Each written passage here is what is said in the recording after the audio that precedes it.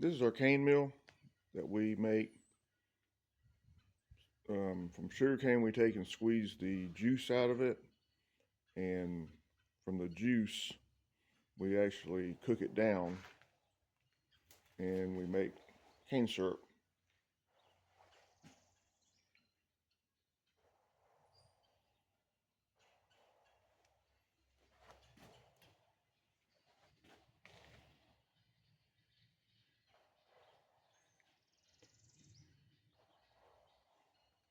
This is pretty old. It's a belt drive, and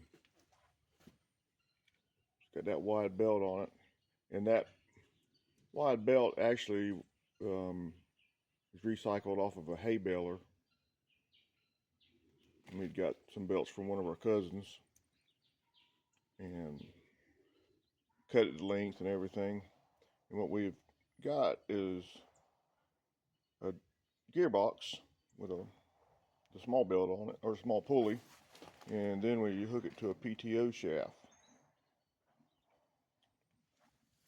If you run it directly off the tractor, the belts, you got to get the tractor lined up just right and everything to keep it. If not, it wants to come off. So it takes a little bit of time to get everything lined up.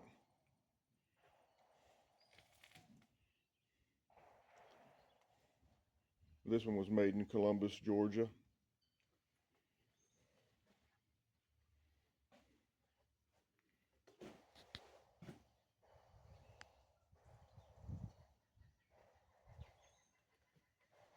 I think the last time they made any mills was sometime around 1930, I think.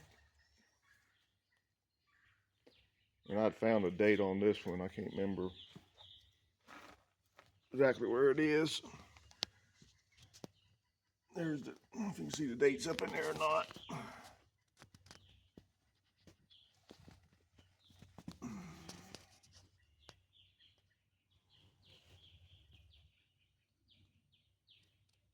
Yeah, that's when the patent date was.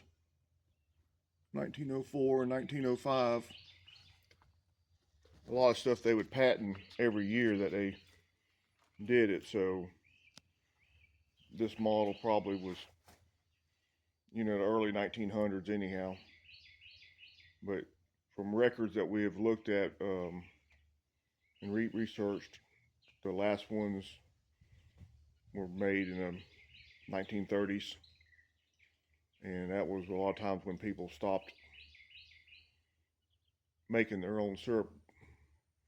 From what I understand, most people, little small farms and stuff in the South, they would use sugarcane to make cane syrup.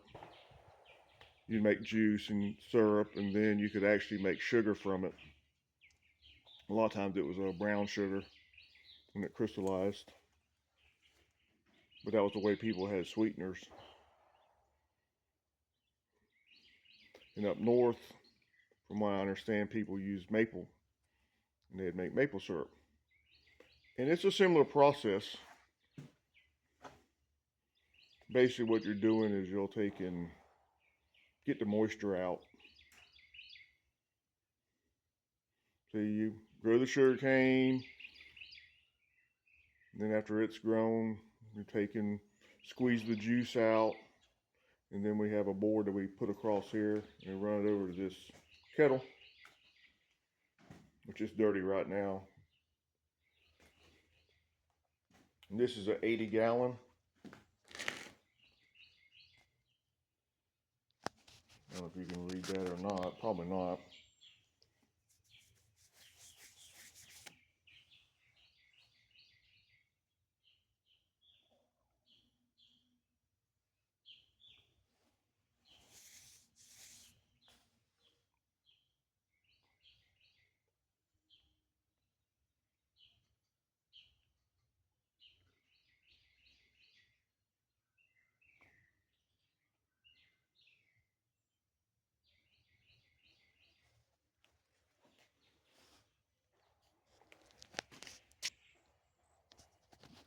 I'll post another video of last year when we actually was using it a little bit. Then I'll have some more videos this year when we actually making the syrup. But we have 2 kettles set up. That was our last one we set up a few years back, and this is a 50-gallon. That's the PTO shaft that we use to power the mill off of a tractor. So we can use pretty much any tractor. And this is a homemade burner that I use. We actually use propane gas. So it's 3 burner. Then we just got a hose run out through the outside, and we got a tank out there. And you have to use a pretty good sized tank. If not, it'll freeze up. So you got to use something 100-gallon or more.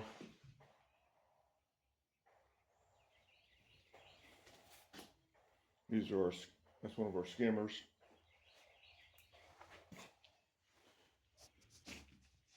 And this ring here is called a foam ring. And what you do, you lay that on top of the kettle. That one's designed for the 80-gallon kettle. So that would sit on top of the kettle, and as it foams up, the impurities would run to the outside of it. Then you skim it off. And I have used it one time. The way I normally do it is just go around there and I keep skimming it off, and that way it gets everything out of it. If you don't, it'll get what they call dregs in the syrup, and it makes it real cloudy and can give it a bitter taste. This tractor here, we actually do have a belt drive on it. We installed it, and we used it to start with, but it takes a little while to get everything lined up just right to keep the belt on. But since it's got a PTO shaft and the belt, we can use either way. So we got kind of like a backup in case that gearbox or something happens. We can pull this tractor in there and hook the belt right to that.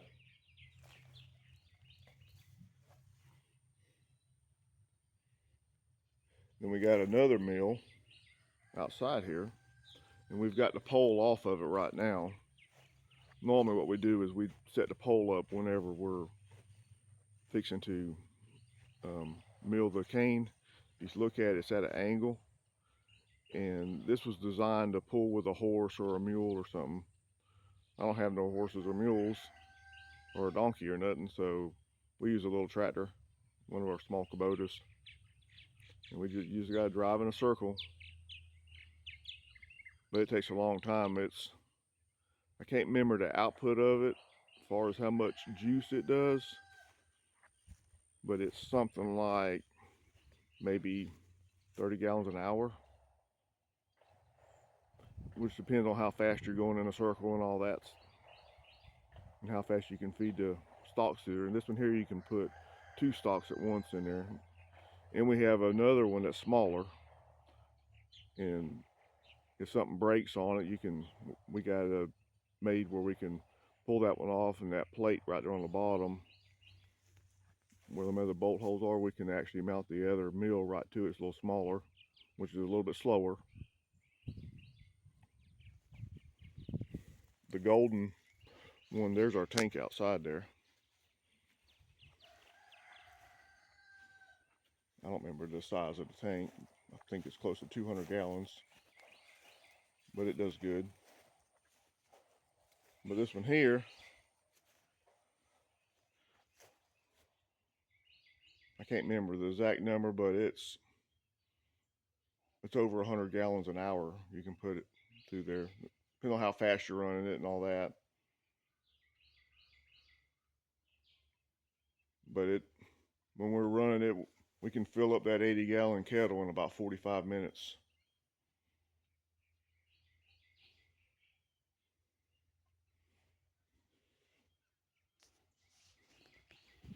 It all works good. All right, I'll put some more videos up whenever I get them for the making sugarcane syrup